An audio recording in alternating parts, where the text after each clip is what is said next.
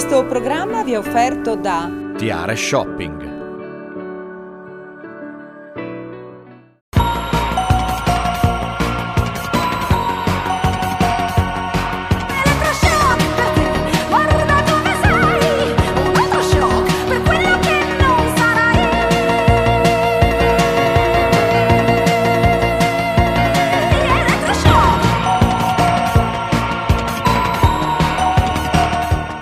Bentrovati a un'altra puntata di Elettroshock. Come vedete non siamo in studio oggi, ma siamo ospiti della Sala Bianca del Comune di Gorizia.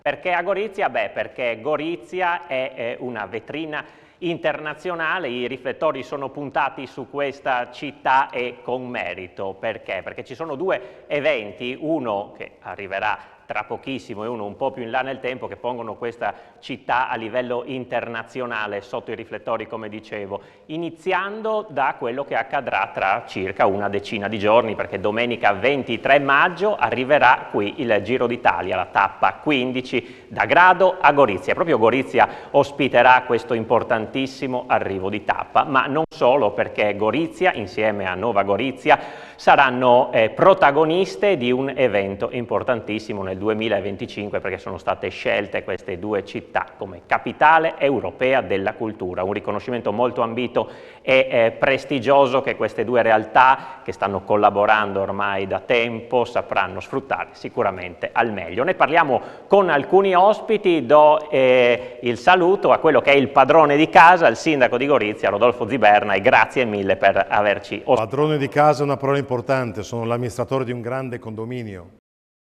E accanto a lui c'è il sindaco di Nova Gorizia, Klemen Miklavic. Grazie sindaco per essere qui con noi oggi. Allora Ziberna, partiamo da questo importante appuntamento che è un pochino più in là nel tempo, e poi anche con un altro ospite parleremo del Giro d'Italia.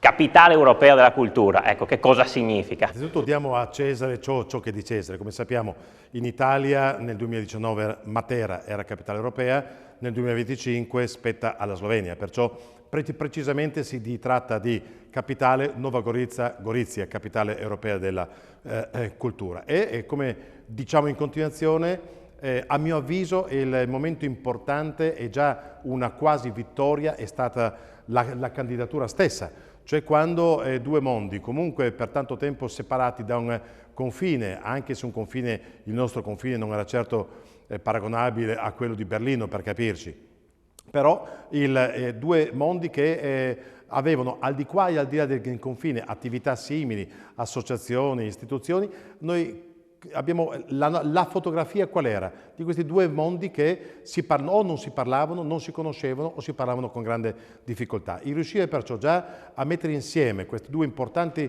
realtà, oltre alle istituzioni, per correre verso questa candidatura è stato un grandissimo risultato. Ovviamente a dicembre, quando in piazza Transalpina abbiamo ricevuto in diretta da questa designazione, quasi non ci... Certo che ci si spera sempre, quando uno compra una schedina spera sempre di vincere, però in quel momento è stato incontenibile questa grandissima gioia. Sindaco, ha parlato di schedina, ma qui non c'è la fortuna, qui c'è anche la capacità di saper lavorare insieme, come avete detto, e di fare squadra e di creare quello che sarà un evento importantissimo.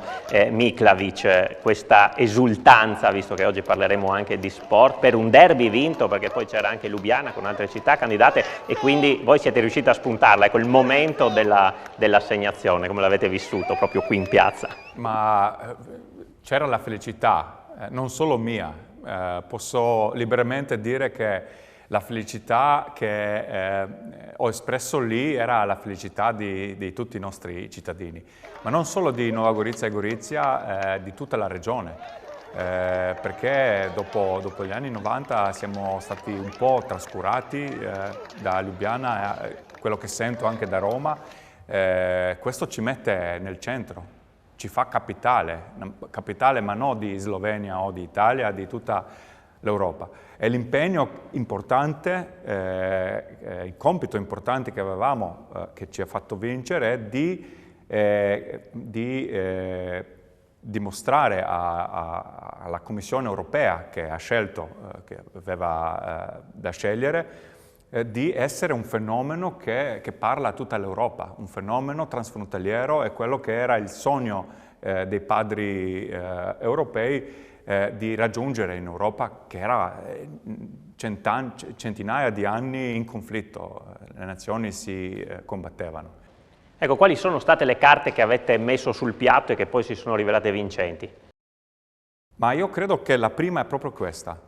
Il risultato, che non è il risultato di due sindaci che sono adesso in posizione, ma è il risultato di molte generazioni, anche di molti sindaci che ci precedevano, di riuscire a creare una regione che era prima del XX secolo una regione unica e si sviluppava come tale, di ricreare questo dopo il XX secolo che ci ha spaccati. È questo che la Commissione europea è riuscita a captare, a capire e a premiare con l'assegnazione del titolo. Ecco, infatti noi abbiamo titolato questa trasmissione Riscatto al confine, un po' per lo scatto, che è quello dei pedali di cui parleremo dopo, un po' perché il confine che vi aveva diviso per tanto tempo adesso è stato abbattuto. Parleremo anche di questa storia più tardi del confine, sicuramente oggi vi vede alleati, Sindaco Ziberna.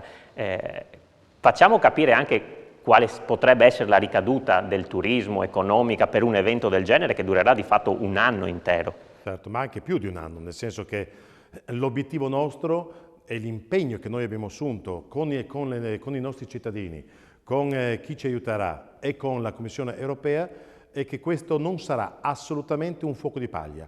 Cioè non stiamo lavorando soltanto per il 2025, ma stiamo creando tutti insieme le condizioni perché il mondo a Nova Gorizia e Gorizia e tutto intorno sia diverso nel 2035, 45, 55. Noi dobbiamo cogliere un'opportunità sia dal punto di vista turistico, imprenditoriale, ma anche dal punto di vista politico. Fuori di dubbio che dal punto di vista turistico, perciò le ricadute economiche saranno importantissime. Abbiamo visto a Matera cos'è accaduto lo scorso anno e perciò sicuramente ci saranno più persone che verranno nei ristoranti, nei bar a fare shopping, ma ci sarà anche una grande attenzione, perciò ci saranno persone che acquisteranno appartamenti, ci saranno persone che avvieranno attività commerciali e questo è dal punto di vista economico. Però anche dal punto di vista politico è molto importante ed è quello che ha sottolineato il Presidente Mattarella, ad esempio, nel suo intervento di fine anno, che è stato visto come sappiamo, da ben 15 milioni di persone.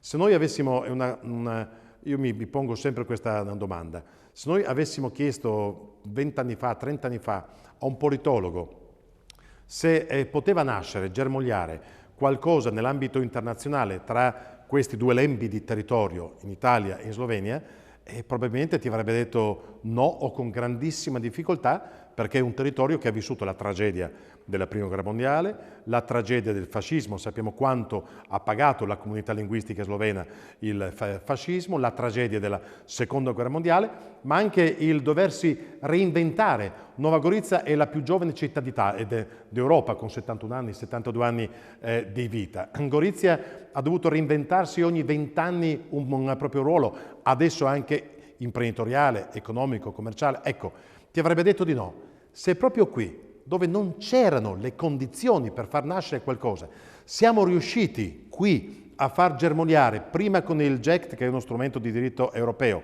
oggi con la Capitale Europea della Cultura, significa che anche altrove, dove c'è ancora una linea, una demarcazione, un confine che non è capace di unire ma ancora divide, ebbene perché in quel luogo non possono ripercorrere la stessa strada che abbiamo percorso noi? Ecco, sicuramente questo è uno dei progetti che avete insieme, Miklavic, però ce ne sono altri che state portando avanti da tempo e che hanno permesso anche all'Europa di guardarvi con questa luce benevola che insomma vi siete meritati.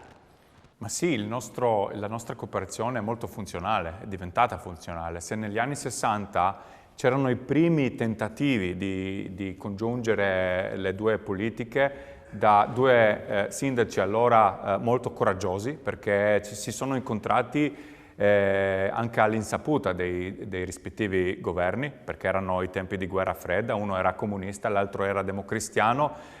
Quelli erano atti molto coraggiosi. Dal livello formale politico si è sceso proprio al livello funzionale di vita quotidiana della gente. Le piste ciclabili, la sanità, abbiamo sviluppato molte cose attraverso i fondi europei, il GECT che era già menzionato prima, e tanta voglia di unire le risorse in una ricchezza che ci permette di garantire un futuro di prosperità ai nostri cittadini e ai nostri territori. Ecco, due facce della stessa medaglia, possiamo dire, che non sono più opposte, però che adesso si stanno cominciando a guardare. Avete già in mente un programma, un qualcosa per il 2025, già che possa essere cardine di tutti gli eventi? Lo chiedo a entrambi, a cominciare da Miklavic. Ma sì, c'è il cosiddetto Bid Book, il libro con cui ci siamo candidati, e lì c'è un programma scritto che in questi 4 anni si raffinerà, si aggiungerà dei capitoli, ma la base c'è già. E cultura e i progetti concreti in cultura sono quelli che uniscono la nostra gente. Se la gente deve lavorarci insieme su un progetto di musica, di arte, di libri, di scrittura e così via, lì si creano i contatti, si creano le amicizie, si creano proprio le situazioni che fanno i nostri posti indivisibili. Certo. Ecco, Ziberna sul dettaglio, diciamo, o almeno un'indicazione di massima di quello che c'è in questo libro. Solo nel 2025 e solo realizzato insieme dalla struttura ECOC per capirci acronimo degli Capitale Europeo della Cultura in inglese, sono 600 gli eventi. Perciò si articolano in diversi modi, dalla danza, spettacolo, arti, ma si parlerà anche di economia, di sport, di tutto, perché ripeto, cultura non è soltanto un libro, una prosa, un coro in più o un concerto in più. E poi quando parliamo appunto di due facce della stessa medaglia, mi consente di fare una battuta che chiunque però può capire. Noi fino a poco tempo fa facciamo finta che Gorizia e Nova Gorizia fossero due ristoranti. Gorizia è esperta in primi piatti e Nova Gorizia è esperta in secondi piatti. Noi abbiamo avuto l'intelligenza che il buon padre di famiglia ha, che qualunque imprenditore ha, di dire mettiamoci insieme e il nostro diventa un ristorante che offre primi e secondi piatti. Che sono cose diverse? Assolutamente sì. Sono cose che però arricchiscono l'offerta. Noi oggi abbiamo perciò Gorizia e Nova Gorizia che hanno come territorio una storia millenaria, più che millenaria. Soltanto da alcuni decenni c'è stata una separazione per ragioni di politica internazionale e perciò adesso ritorniamo a proporre in Europa e nel mondo un prodotto unico, perché ciò che nel frattempo si è distinto per ragioni politiche magari in Slovenia perché ha assunto connotazioni diverse, oggi o da parte italiana, oggi si ricompone, perciò comunque qualunque cosa di diverso affonda le radici non negli ultimi 50-60 anni ma nei secoli. Pensiamo ad esempio al percorso dei Borboni, a proposito di promozione, che da Carlo X, l'ultimo re di Francia, morto a Villa Coronini e sepolto alla Castagnevizza, il percorso della comunità ebraica, perciò dalla sinagoga di Gorizia, la più vecchia sinagoga del Friuli Venezia Giulia, fino al cimitero di Val di Rose, ma soltanto per individuare due luoghi. Abbiamo un verde stupendo, pensiamo ad esempio al fiume Isonzo.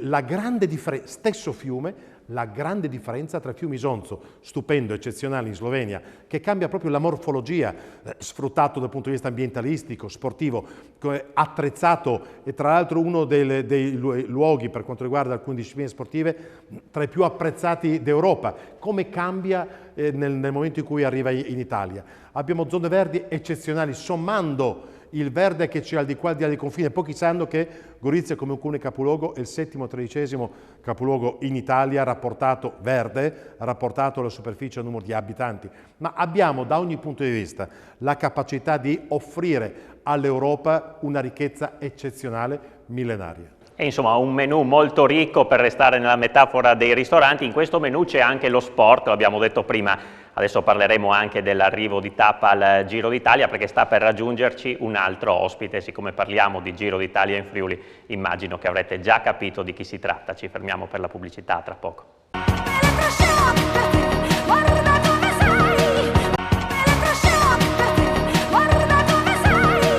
Rieccoci con Elettroshock. Allora, ci ha raggiunto un altro ospite, lo avevo annunciato prima, parliamo di Giro d'Italia in Friuli, Enzo Cainero. Buonasera Enzo. Buonasera a tutti voi. Allora, partiamo da questo fatto. È iniziato il Giro d'Italia sabato. Beh, meglio di così non poteva andare per i nostri colori. Lunedì, secondo posto per Davide Cimolai di Fontana Fredda. Ieri, secondo posto per Alessandro De Marchi, che però quel secondo posto è stato più pesante di una vittoria perché ha indossato, oggi è partito con la maglia rosa, il rosso di Buia, già ribattezzato il rosa di Buia. Insomma, che emozione è stata. Ma guardate, alla mia età si vive con passione, almeno per queste cose. E quindi quando sono partiti io ho salutato tutti e 4 i corridori, Nicola Venchiariutti che ieri ha fatto una bella gara, Davide Cimolai, Matteo Fabbro e Alessandro De Marchi, più un grande massaggiatore che è Yankee Germano della Quick Step. Ho detto a tutti di fare il massimo, a ognuno c'è stato il suo messaggio particolare. A Alessandro ho detto lottare fino alla fine per un risultato e lui mi ha risposto, perché mi hanno risposto tutti, lotterò fino alla fine e spero di farcela. Ieri a 1 minuto dopo la gara gli ho scritto lottare, soffrire ma vincere è tanto bello, mandi. Ecco, questo vuol dire che siamo in presenza di un sindaco di una nazione che oggi è al top dello sport, perché non ha solo Roglic, Pogacar, ma ha anche un certo Doncic, che è qualcuno nella pallacanestro, no? Ecco, quindi io sono molto contento, ma molto contento di aver proposto, di aver ottenuto questa tappa, perché può essere, come dicevano tutti e 2 i sindaci, l'inizio concreto. A me piace essere concreto anche perché gli anni di vita corrono, quindi devi vederli le concretezze. È concreto perché qui si possono fare unire gli sforzi, come ha detto il sindaco Clement, perché c'è tanta potenzialità. Io vedo tanto entusiasmo e tanta voglia di fare. E infatti, siccome Cainero le tappe le disegna qualche anno prima, non è che se le inventa, sicuramente questa tappa a Grado Gorizia c'era nella mente già da tempo ben prima dell'assegnazione della capitale europea alla cultura. Anche questo, Cainero, è un segnale insomma, un po' anticipatore. Queste 2 città stanno esprimendo qualcosa di importante veramente che va valorizzato. Sono le nuove generazioni, le persone. Non è che siano tanto più giovani di me, ma comunque sono ben più giovani, caro Clement. Questi devono trascinare i giovani a far capire che solo uniti si può conseguire certi risultati. Sfruttare il meglio di quello che ha Gorizia, sfruttare il meglio di quello che ha Nova Gorizia. Ci sono 2 territori contigui nel settore dei vini che sono di una straordinarietà eccezionale. Non farsi la guerra, che non serve, non fa bene a nessuno, ma promuovere. Io devo dire che l'entusiasmo che sto constatando, sia per la tappa del sabato, ma anche per questa, è un segnale molto forte che loro sono certo coglieranno. E quando si parla di capitale della cultura, trovate un angolino piccolo per lo sport. Sì, ma infatti l'ha detto anche Ziberna prima, io credo che lo sport sarà uno anche dei cardini, perché lo sport è cultura, l'abbiamo visto in questo anno di pandemia, quanto ci è mancato, quanto è mancato il pubblico, quanto mancherà anche il pubblico in queste tappe del Giro d'Italia, che ci sarà ma non sarà la stessa cosa. Ma ci sarà, non preoccupatevi. Io credo che lo Zoncolan, insomma, avrà un bello scenario. Cainero ci sta lavorando, sindaco Miklavic, insomma lo diceva Cainero, passaggio anche per il Collio, insomma l'importanza di avere i riflettori del Giro d'Italia, che lo sappiamo è la vetrina più importante in Italia a livello di immagine, di turismo, di comunicazione, ecco. Ma per noi, per primo, è importante, molto importante, che in Italia, che è un paese fondatore dell'Unione Europea ci ha notati. Dal punto di vista di Roma siamo nel nord-est estremo, molto lontani, 700 km quasi, e ci è successo al fine anno che il Presidente della Repubblica, l'istituzione più alta della Repubblica Italiana, ci ha riconosciuto, e poi Giro d'Italia, che non venne molto indietro come istituzione, è un'istituzione della gente popolare, e anche Giro d'Italia ci ha riconosciuti. E poi il Giro d'Italia passa il confine, ritorna, lo passa di nuovo, è come se il confine non ci fosse. E questo che è il messaggio molto importante. Noi siamo una regione che può svilupparsi come una regione unica, congiungendo le risorse che possono diventare, come dice il mio amico Rudy, una ricchezza. Infatti Ziberna, insomma, avere qui il Giro è qualcosa di fenomenale, ecco, per lei, immagino. Infatti la battuta che ha fatto Clemen mi è piaciuta, in riferimento al capo di Stato, e subito dopo viene Cainero. No, ne ha combinata una più grossa l'altro giorno. Quando ha preso la parola e ha detto che mi ha salutato, che non mi conosceva, mi ha detto che è il capo del Friuli. Al che ho visto Federico, ho detto guarda che non ha esagerato, Massimiliano, io non c'entro. Ma nei giorni di Giro, diciamo che Cainero, almeno in quei 3-4 giorni all'anno, da 18 anni a questa parte, è un po' il capo del Friuli Venezia Giulia. In realtà, quando noi parliamo di sport, ha fatto bene a precisarlo Cainero, in realtà non è soltanto la prestazione sportiva, che è importantissima, ma la maggior parte è tutto quello che viene intorno. Quando noi parliamo perciò di almeno 800 milioni di persone che in tutto il mondo assisteranno a questo evento.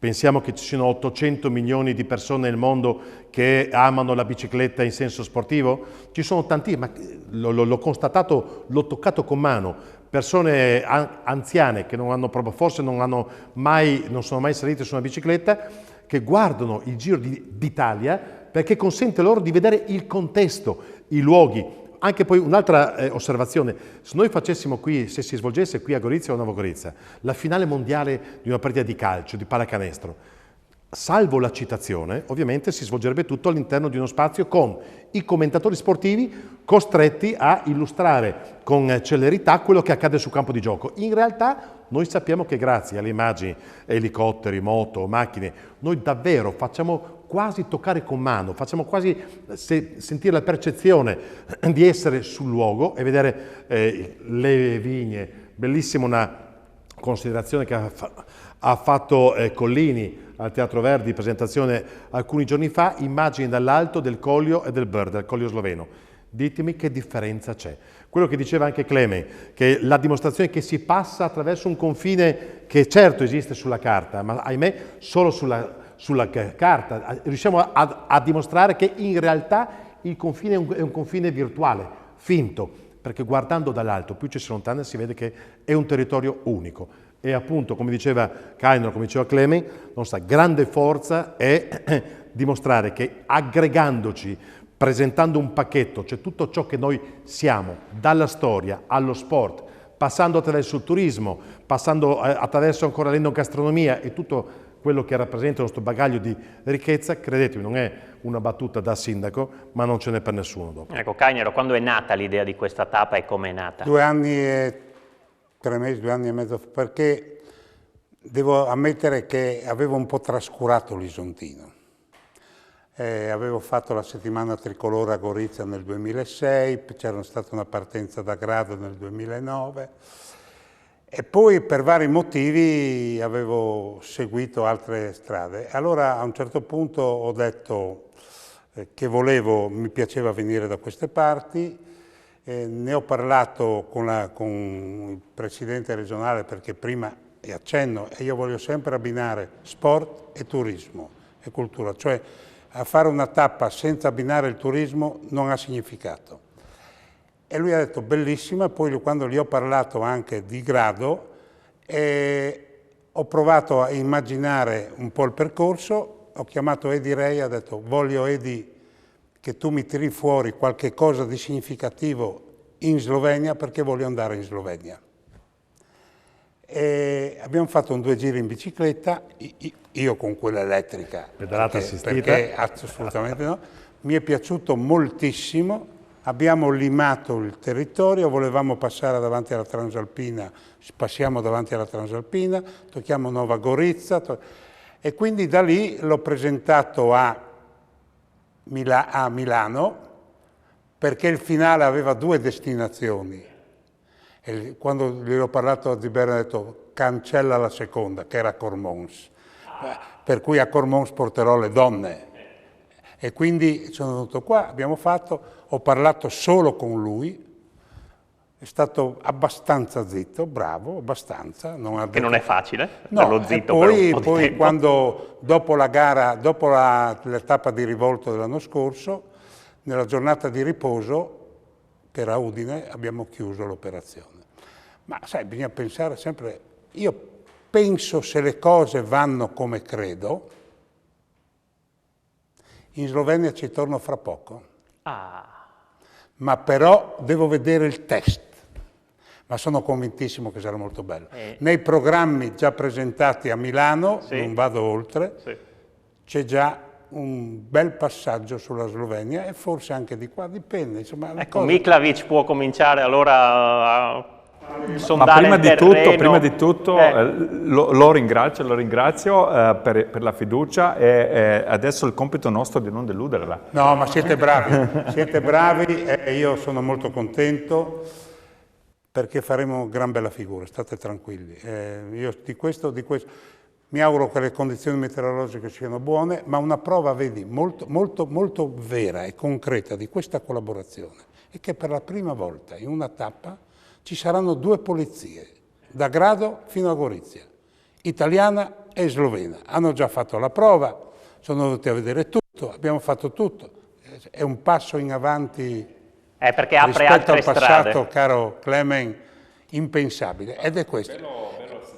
Ecco, da Grado partiranno 16 motociclisti sloveni con la pattuglia italiana e si interscambieranno e arriveranno fino al traguardo di Gorizia. Passaggio anche davanti alla spiaggia. E faremo il passaggio anche lì. Però devo dire che bisogna sempre provare, sfidare, chiedere e poi se c'è rispondenza, io sono per un discorso molto chiaro. Portare il Giro d'Italia quest'anno qui e tornarci fra 15 anni non serve a niente. Nelle mie tappe, tu che sei di Pordenone lo sai, Piancavallo era stato dimenticato. L'ho riportato, adesso lo vogliono sempre, è tornato 2 volte. Ogni 2-3 anni bisogna riproporre, mettendo qualcosa di nuovo. Per esempio voi avete Montesanto lì che è molto bello, insomma, io ho già visto un po' di cose. Ecco, quindi diciamo... 25, tornare al 25. No, io per il 25 se volete vi dico già la tappa che ho in testa. Ecco, Possiamo sospendere la trasmissione e cominciare a lavorare? No, ma no, scherzo. Ce la può anticipare in qualche modo? Perché insomma, la domanda è sì, la volontà, che sia qui, ecco, non poi nel percorso, naturalmente. Un momento delle loro celebrazioni può essere una gran bella tappa, non vi dico come perché ho già l'idea di come farla, se sarò ancora vivo, se sarò ancora cosciente, se sarò ancora in grado di poterlo fare. A tenerti in buona salute. Sì, ecco, per loro bisogna parlarne già adesso. Guardate che il Giro è super richiesto. E per loro la mia tappa parte da Gorizia e arriva a Nova Gorizia, pensate, e non fa solo 1 chilometro. Immaginavo. Farà molta più strada, no? Insomma, aspettiamo. Di più non posso dire. No, magari finito la trasmissione a telecamere spente, magari i sindaci e Cainero fanno già 2 chiacchiere, no? Intanto ci fermiamo per la pubblicità, poi ritorniamo subito.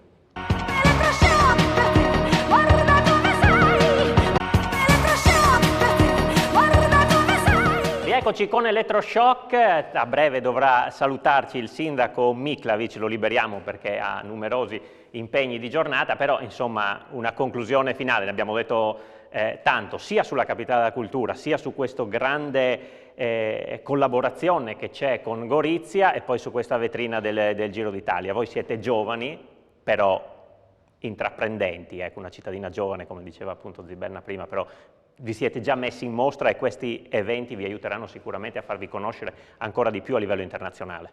Ma sì, continuiamo il lavoro delle generazioni prima di noi. Siamo felici che viviamo nel periodo dove i confini non ci separano più e non ci sono le guerre e dobbiamo sfruttare queste opportunità per creare un posto che tutta l'Europa, ma non solo l'Europa, tutto il mondo conoscerà come il posto modello di convivenza, ma in più non solo convivenza, di congiunzione della gente e delle risorse per la vita quotidiana migliore.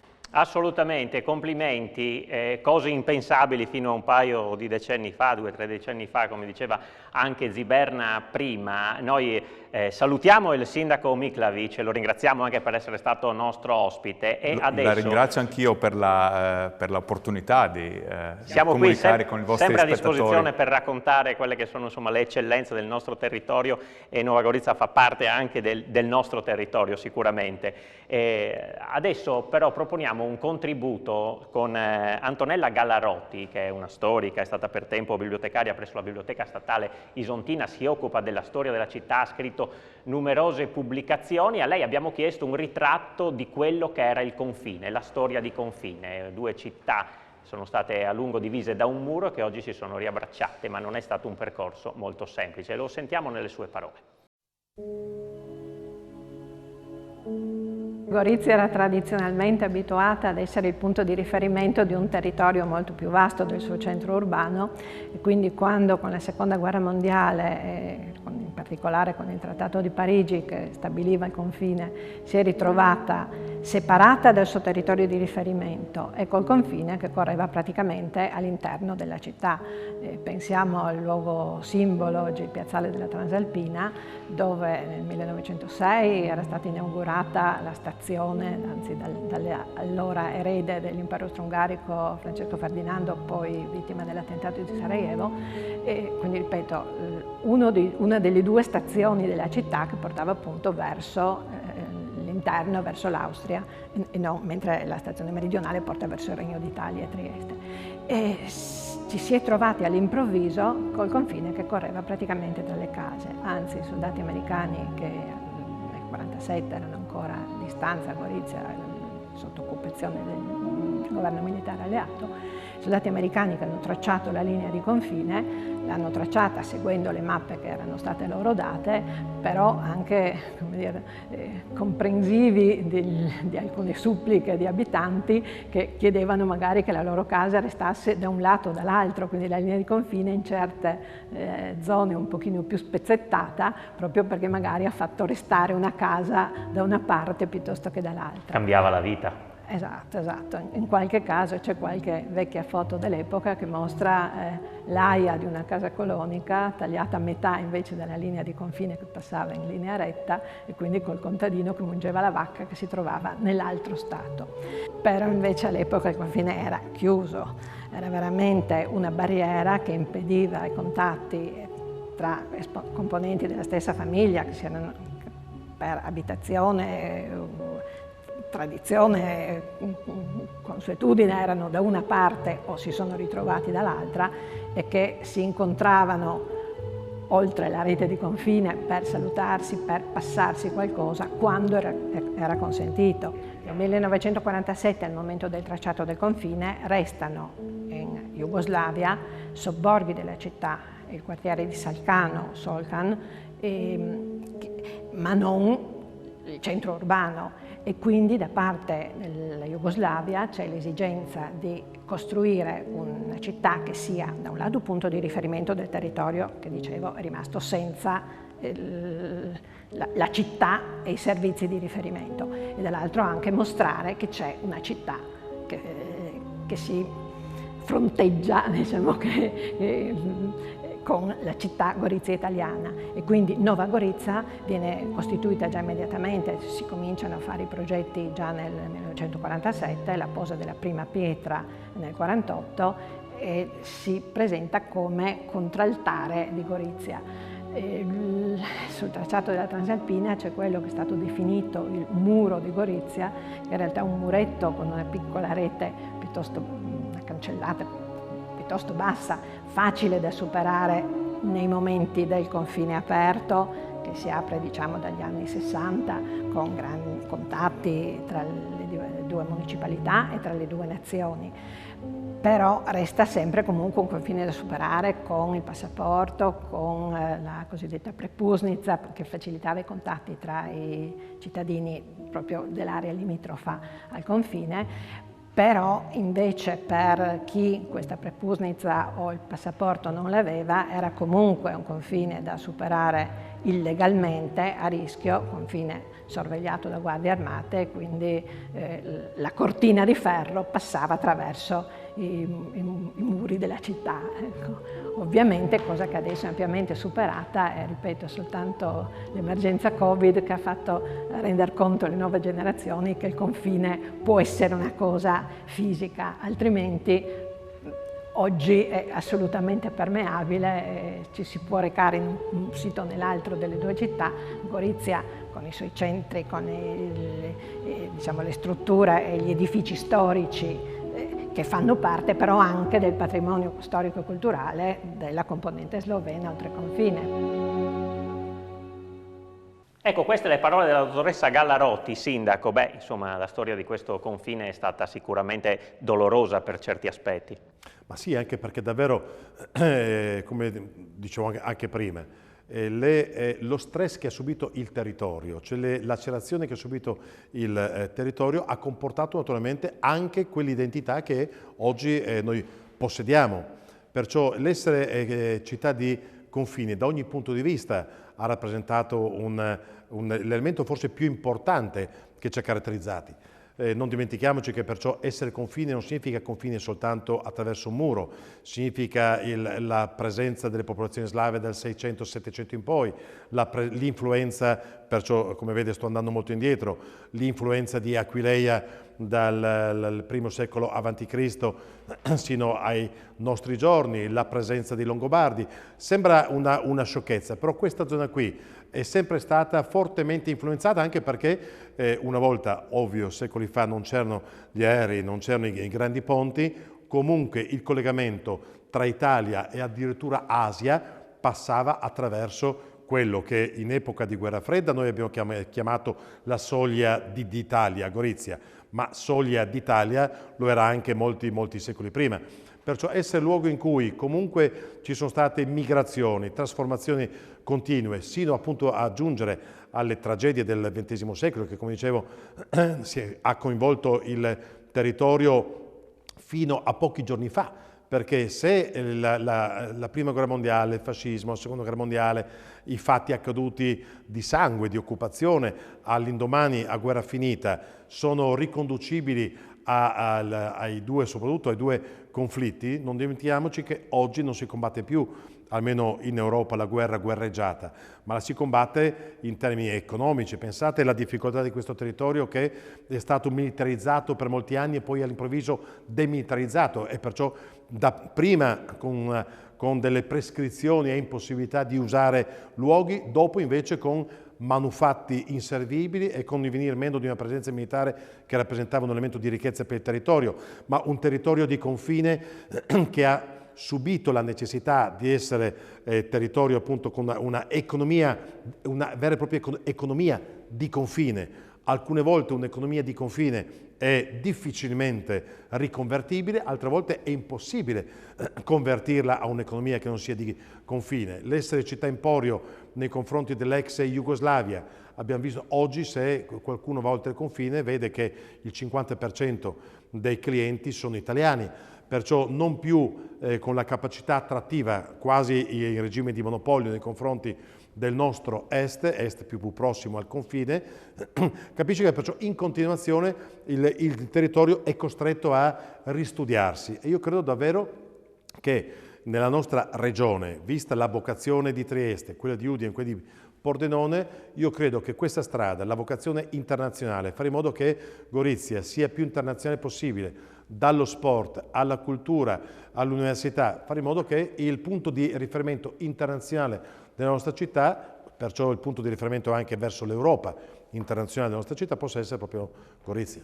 Ecco, Cagnaro ha un ricordo particolare personale di quello che era il confine? Ce ne racconti uno, va. Essendo il più vecchio qua dentro, guarda, ricordi che si passava la linea con il passaporto dopo Monfalcone, Quando si andava a Trieste, a Duino, c'era lì il leone sopra che ti guardava in marmo e c'erano le frontiere, le due frontiere. Passare di qui non era facile. Io che facevo sport in quegli anni attivo, andare nei confini non era facile. Ti aggiungo un fatto, quando ero presidente della Fantoni, e parlo Fantoni Basket, dal 1985 al 91, gli allenamenti infrasettimanali io li volevo sempre possibilmente con gli sloveni e i croati, perché loro, che sia allenamento che sia gara, ci mettevano l'anima. E ti ricordo che passare il confine per loro e venire da noi era sempre un problema. E poi tante altre cose, però sai, bisogna superare queste cose e capire che è molto facile oggi correre e bisogna mantenere questa cosa. Sai, il confine, un confine per noi anche importante, era la Slovenia e anche l'Austria. Ricordate che fino a poco tempo fa in Austria non era facile entrare. Però la vita si evolve e quindi bisogna stare al passo e soprattutto far capire ai giovani e non è facile, e non è facile. E sicuramente, insomma, senza il confine è tutta un'altra cosa, lo sport che unisce, e lo testimonia anche questa bella collaborazione. Ci fermiamo, Sindaco, ritorniamo subito dopo la pubblicità.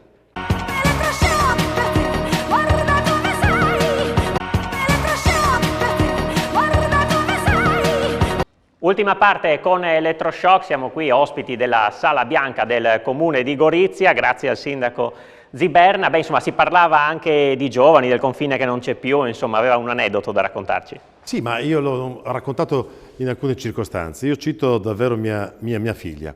Quando io da ragazzo attraversavo il confine, c'era la Jugoslavia, io dicevo, perciò vado in Jugoslavia per fare qualcosa, per acquistare, Poi è diventata Slovenia, perciò comunque la premessa era vado in Slovenia per. Mia figlia non mi dice papà vado in Slovenia o vado a Nova Gorizia, ma vado in quel bar, in quel ristorante, in quella palestra. Cioè i ragazzi stanno già crescendo senza questi muri. Noi sappiamo che i muri fisicamente non ci sono, rimangono però nella testa delle persone. E quando ci sono delle persone che, basta usare il termine, ci ricordiamo a chi posso fare riferimento, parlano dei ragazzi come bamboccioni. In realtà noi abbiamo soltanto non da indirizzare i ragazzi, ma semplicemente da agevolarli. I ragazzi già riescono a rapportarsi. I nostri ragazzi sono i ragazzi dell'Erasmus. Ecco, la nostra aspettativa perciò qual è? Far crescere Gorizia e Nova Gorizia come due tavoli, cioè due gambe ciascuno di un unico tavolo, nella consapevolezza che se due gambe sono più corte è il tavolo che non si riesce a utilizzare. Perciò investiamo sulla cultura, sullo sport, sul turismo, facciamo crescere i nuovi dirigenti, quelli che non fra 10 anni, ma fra 2, 3, 4 anni prenderanno il nostro posto, già consapevoli che la strada maestra è già segnata. Sì, è una questione di mentalità alla fine. Allora, Cagnaro, abbiamo parlato insomma tanto della tappa Grado Gorizia, ma insomma sappiamo che è una 3 giorni qui in Friuli, Cittadella, Monte Zoncolan il sabato, poi Sacile Cortina il lunedì. Ecco, come sono i suoi battiti in questo momento? Ecco, si sta avvicinando... Pesantissimi, solo Zoncolan sono pesantissimi. Stavo rispondendo a una mail urgente adesso. È indubbiamente una situazione molto... Io è la prima volta in 18 anni che... Il fatto è che ogni anno che passa, per un motivo o per l'altro, diventa sempre più difficile. Dicevo l'altro giorno che quando ho cominciato era un divertimento totale, poi capisco perché purtroppo però qualche volta ritengo si esageri. Diciamo che qui ho trovato grande comprensione nelle autorità, in tutti, e cerchiamo di risolvere il problema. Sullo Zoncolan non mi sento di dire nulla, se non l'auspicio, la speranza e il fatto che io sto lavorando perché non sia vuoto. Perché uno Zoncolan vuoto mi piange il cuore, offrirlo al mondo, come sarà, lo anticipo al sindaco che dopo le riferisco, avere anche Piazza Vittoria la voglio con la gente, la desidero con la gente, e ci stiamo arrivando. Allora, il problema dello Zoncolan ha un fatto molto importante, che è innevato, sotto certi aspetti è pericoloso anche, e poi le problematiche sono tante che qui mi fermo. Certo che io lo dico da questa emittente, che o lunedì o martedì farò una conferenza stampa per dire tutto quello che succederà sullo Zoncolan, a Gorizia, a Grado e a Sacile, che ci tengo anche a Sacile molto, perché altrimenti non vivo più. Ecco, allora chiedo a tutti comprensione. Se si andrà, come penso, sul contingentamento, si dovrà capire che non tutti potranno essere soddisfatti, ma prima di tutto la sicurezza della gara, degli atleti e degli spettatori. Non è facile anche perché hai tanti amici, qualcuno non tanto amico, ma nascono in questa occasione tante di quelle amicizie improvvise che Però ci sono poi anche le amicizie, quelle storiche, vere, solide, l'ho detto anche l'anno scorso, in occasione delle altre tappe in Friuli, il Piancavallo, la strada da pulire, le foglie, all'ultimo momento c'è sempre qualcosa che non funziona, però insomma con la squadra di volontari che c'è alle spalle si riesce, anche se ci sono cose più grandi di voi. Questo è vero, però per esempio dico nella tappa di ieri, se ti arriva la caduta delle foglie durante la notte è un po' dura. No, guarda, noi abbiamo raggiunto una credibilità enorme, diceva anche Paolo Condò in una intervista ieri, l'altro, grazie alla struttura di volontari, di istituzioni pubbliche che ti seguono, di assenza di qualunque condizionamento politico, almeno per me, in tutta questa vicenda, perché qui siamo di fronte all'evento più diffuso nel mondo in chiave televisiva di tutta la regione. Ci sono altri importanti, ma si limitano ad una. Qui abbiamo tutto il mondo. E quando hai i riflettori puntati, sicuramente sbagliare crea... Per esempio... Cagnaro difficilmente sbaglia, credo che in questi 18 anni forse qualche minimo, ma non ci sono stati errori, però ci sono cose che non si possono prevedere. Lo so, però vedi, per esempio, il Giro d'Italia si sta diffondendo moltissimo negli Stati Uniti, perché hanno tanti corridori, quello che ha vinto ieri Dombrowski è statunitense. E allora i corridori chiamano le diffusioni, Sud America, Sudafrica, Europa non ne parliamo, adesso cominciano anche gli africani, caro Rudy, manca solo che io e te si torni a correre. Non guardare me, io uso la controfigura per queste scene pericolose. Bel palcoscenico per Gorizia, abbiamo sentito che i battiti di Cagnaro sono accelerati come sono quelli del sindaco Ziberna. Ma no, c'è una grande emozione, ci mancherebbe altro, anche perché, ripeto, è come dicevo prima, una grandissima opportunità e io mi faccio interprete dell'emozione dei tanti amici che anch'io all'improvviso ho in più in questi giorni, ma casualmente, no? Ma succede, Però ci fa piacere perché significa che tutti vogliono esserci, se tutti vogliono esserci vuol dire che è una cosa bella, una cosa che piace e che è attesa, perciò la città li attende, noi attendiamo gli atleti, attendiamo lo staff immenso, attendiamo i media e attendiamo tanti cittadini. Allora, grazie mille al sindaco Rodolfo Ziberna per averci ospitato qui questa sera, grazie mille a Enzo Cagnaro per tutto quello che fa. L'appuntamento con la Grado Gorizia è appunto per il 23 maggio, domenica, però prima insomma il grande mega antipasto del Monte Zoncolan sabato e poi lunedì la tappa finale con Sacile e Cortina, il giro che lascerà il Friuli. Grazie ancora, da Gorizia è tutto per Elettroshock, questa puntata di Elettroshock termina qui, grazie anche a Fabio Di Bernardo e Francesco Snidero per l'assistenza tecnica, l'appuntamento è per mercoledì prossimo.